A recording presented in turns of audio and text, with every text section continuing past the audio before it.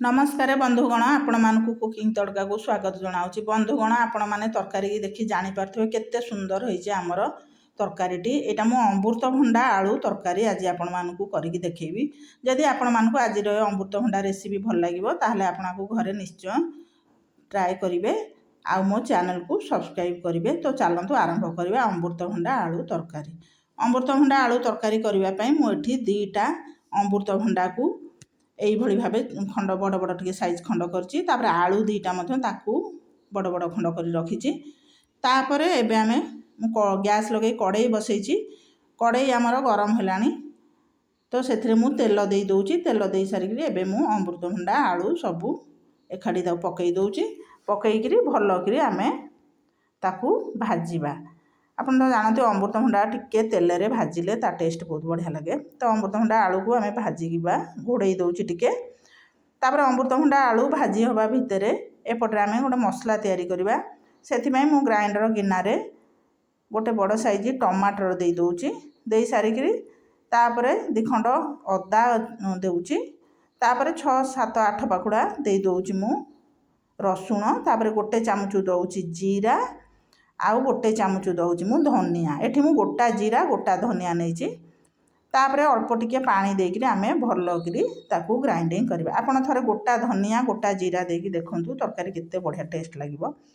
तापर एपटरे हमर अमृतभंडा हेई आसलानी। तापर मु ताकू गोटे थाली की काढ़ी दउची। सब जाक अमृतभंडा को एबे मु आलू को काढ़ी देली। तापर सेई कड़ाई रे मु आउ अल्प तेल दे दउची। तेल दे सारी तापर अल्प टिके जीरा फुटई दउची। जीरा फुटेक तापर 2टा तेजपत्र पकई दउची आउ गोटे गुजराती ता मुह छिंडेक पकई दउची। पकईकि आम जीरा आउ तेजपत्र गुजराती की भलक टिके भाजी दबा। भाजी हो गला पर तापर मुठी टिके भाजी दउची आउ टिके। तापर काटिकी रखी एठी मु 2टा पियाज ताकू दे दउची। दे सारिक तापर भलक एबे आम ताकू भाजीबा। पियाज तक मुझे सब देदेली। तापर भलक भाजवा जो पर्यटन आमर पियाज न होईची। पियाज पूरा भलक भाजी हवा दरकार। तापर देखो पियाज आमर भलक टिके भाजी ही आसलानी।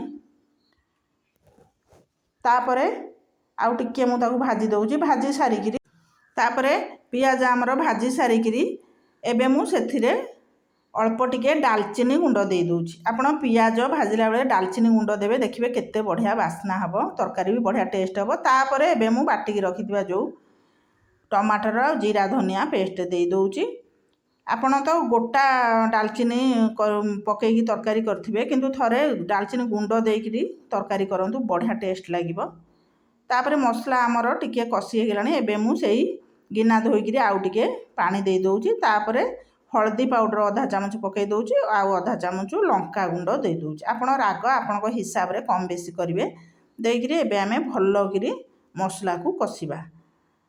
मसला आमर देखंतु भल भाबे कसी हे गलानी। तापर एबे मु भाजी रखिबा अमृतभंडा को दे दूची।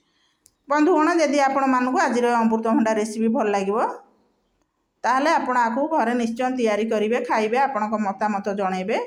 आउ यही भली नुआ नुआ वीडियो देखिबा मो चैनल को सब्सक्राइब करंतु। पाखरे थिबा छोट घंटीटी को बजै दियंतु। मु जो नुआ वीडियो छाड़बे आपण ताकू प्रथमे देखि परिबे। तापर एठी मु अधा ताटिया नेइची दही। एटा मु ताजा दही नेइची। आपण खट्टा दही बिल्कुल नेबेने। तापर सेथिरे मु गोटे चामच दे दोची बेसन।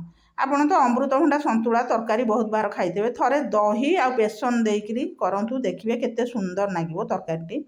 तापर एठी मु आमर कसी हो गलानी अमृतभंडा एरिया। मु गैस बंद कर दोची। गैस बंद कर सारिकी तापर से दही आउ बेसन आपण माने गैस बंद करिकरी दही आउ बेसन को देबे नले दहीटा फाटी जिवो। तो सेथि पई मु गैस बंद करिकरी तापर ताकू देइकरी भलकरी दही के एबे मु अमृतभंडा सांगरे भलकरी कसी देली। तापर एबे आमे भलकरी कसी सारिकरी एबे आमे गैस लगेबा। लगेकरी पुणी आउ टिके ताकू आमे दही आउ बेसन मसला अमृतभंडा सब भलकरी आउ टिके कसी दबा। कसी सारिकी तापर एबे आमर भल भाबे कसी हो गलानी सब अमृतभंडा एरिया। तापर एबे मु पानी दे दोची। पानी दे सारिकी तापर एबे मु भलकरी ताकू गोळेई दउची।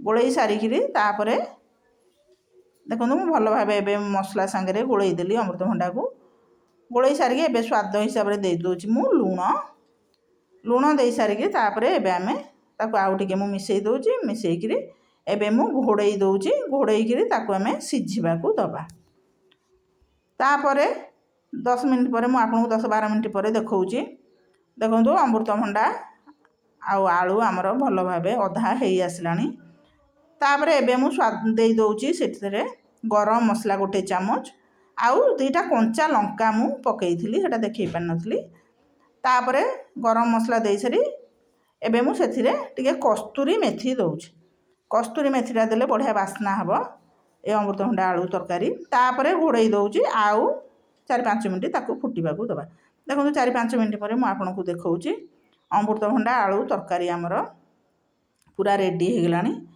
आपण आकू भात रुटी आ परोटा सांगे खाइबे बहुत बढ़िया टेस्ट लागिबो एई भली भाबे थरे आपण निश्चय तैयारी करिवे देखिबे केते सुंदर लागिबे तरकारीटी तापरे मु गैस बंद कर दोची तापर 3-4 मिनिट पर आपनको देखौची देखंतु आमर अमृतभंडा आलू तरकारी एबे रेडी हो गला मु आपनको गरमा गरम परसिकी देखौची एते बहुत बढ़िया लागिबो खाइबा पई रुटी सांगे एटा बहुत आउरी बढ़िया लागिबो देखंतु आमर अमृतभंडा आलू तरकारी रेडी हो गला आपण आकू घरे निश्चय तैयारी करिवे आउ जो बंधु माने एपर्यंत मो चैनल को सब्सक्राइब करना तो प्लीज मो चैनल को सब्सक्राइब करंतु रहुची धन्यवाद।